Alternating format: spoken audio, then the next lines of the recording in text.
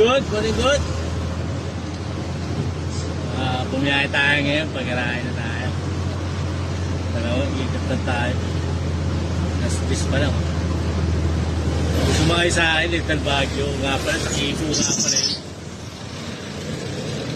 Nakalimutan ko, sa Kiku pala yun. Binaba ko sila sa Greyback. Wala sila maghanap. Maligid sa inyo dyan, ha? Karahin na tayo.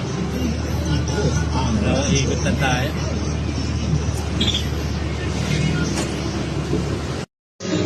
Medyo bumaba na yung grudo. Ano na lang ngayon?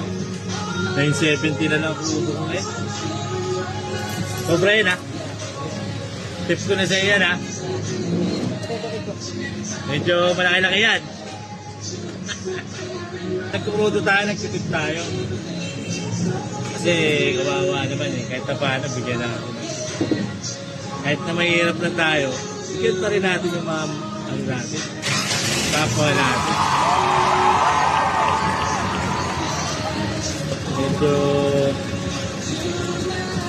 1, 2, 3, 4, 5, 6, 7, 8, 9, 10. 1-1 lang.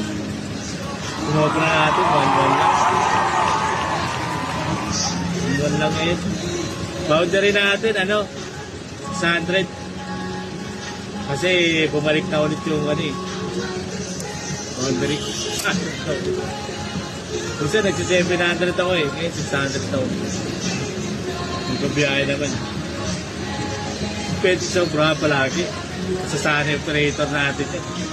Pag lagi ko susobrahan yung boundary.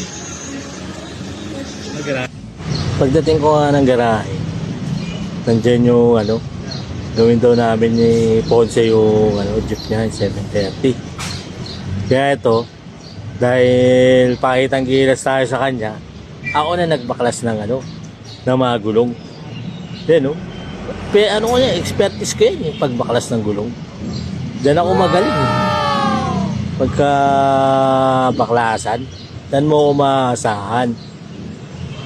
Yan, binabaklas ko. Medyo lang tayo ko nang di ginagawa ito kaya medyo nahihirapan ako pero kayang-kaya natin yan.